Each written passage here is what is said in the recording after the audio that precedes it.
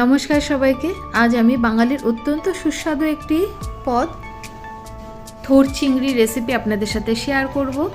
এটি নিরামিষ যেমন খেতে ভালো লাগে এই থোর, তেমন চিংড়ি মাছ দিয়েও খেতে কিন্তু অসাধারণ লাগে। আমি থোরটা এরকম আলু ভাজার মতো এরকম কুচো করে কেটে নিয়েছিলাম। আমি যে থোরটা নিয়েছিলাম খুবই কচি ছিল, সে কারণে আমি থোরটাকে লবণ দিয়ে মেখে 10 থেকে 15 মিনিট মতো একটু রেখে দিয়েছিলাম। আর থোর যদি কচি না হয় তাহলে প্রেসার কুকারে একটা সিটি দিয়ে একটু ভাপিয়ে নেবেন লবণ দিয়ে।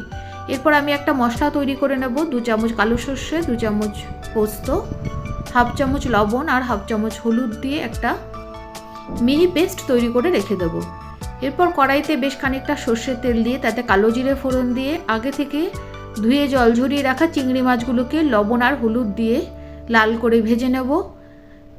এই সময় গ্যাসের ফ্লেমটাকে মিডিয়ামে রাখবেন, চিংড়ি মাছ যেন পুড়ে না যায় আর বেশি ভাজা না হয় সেটাও খেয়াল রাখবেন। দেখুন, চিংড়ি মাছগুলোকে এপিট ওপিট করে একটু লাল করে ভেজে নিতে হবে। চিংড়ি মাছগুলো ভাজতে দিয়ে আমি যে থোরটাকে আমি 10 মিনিট মতো রেখে দিয়েছিলাম লবণ দিয়ে মেখে, সেটা জল ছেড়ে বেরিয়ে এসছে। এটাকে আমি চিপে রেখে দিয়েছিলাম। চিংড়ি মাছটা ভাজা হয়ে গেলে এর মধ্যে আমি চিপে রাখা থোরটাকে দিয়ে দেব। এরপর চিংড়ি মাছের সাথে থোরটাকে একসাথে আবারও ভালো করে নাড়াচাড়া করে নিয়ে ভেজে নেব 5 মিনিট মতো। দেখুন, থোর থেকে এতটা পরিমাণ জল বেরিয়েছে নুন দিয়ে মেখে রাখার পরে। এরপর ভালো করে নাড়াচাড়া করে নিয়ে ভেজে নিয়ে আমি ঢাকা দিয়ে 5 মিনিট মতো একটু সেদ্ধ হতে দেব।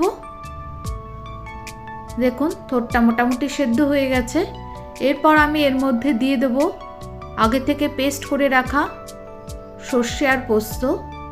এটা আমি 2 চামচ পরিমাণ দিয়েছিলাম। আপনারা কিন্তু অবশ্যই আপনাদের থোর বা চিংড়ির মাপ অনুযায়ী মশলাটা কমিয়ে বা বাড়িয়ে দেবেন। তবে লবণটা দেওয়ার আগে কিন্তু একটু দেখে দেবেন, কারণ আমি চিংড়ি মাছ ভাজার সময় লবণ দিয়েছিলাম আর থোরটাকেও আমি লবণ দিয়ে মেখে রেখেছিলাম, তাই আমার কিন্তু পরে আর লবণের কোনো প্রয়োজন হয়নি। এরপর আমি 1 চামচ, বড় চামচের 1 চামচ পরিমাণ দিয়েছিলাম চিনি। একটু মিষ্টি হলে খেতে ভালো লাগে। দিয়েছিলাম 4টে কাঁচা লঙ্কা মাঝখান থেকে চিড়ে, আর ওপর থেকে বেশ খানিকটা সর্ষের তেল ছড়িয়ে দিয়েছিলাম। দেখুন, রান্নাটা একদম তৈরি হয়ে গেছে। রেসিপিটি কেমন লাগলো অবশ্যই কিন্তু আমাকে কমেন্টে জানাবেন, আর ভালো লাগলে অবশ্যই শেয়ার করে দেবেন।